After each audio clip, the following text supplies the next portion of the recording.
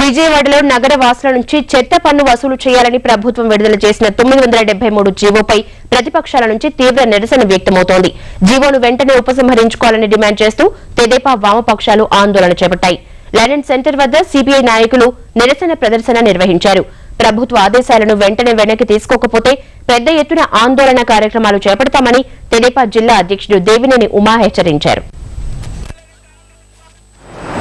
రాష్ట్ర ప్రభుత్వం 74వ రాజ్యాంగ సవరణ స్ఫూర్తిని కూడా విరుద్ధంగా ఏకపక్ష నిర్ణయం తీసుకొని జీవో నంబర్ 973 ఇవాళ విజయవాడ నగరం మీద 8,12,00,000 చెత్త పన్ను వసూలు చేయడానికి జీవో విడుదల చేయడం జరిగింది.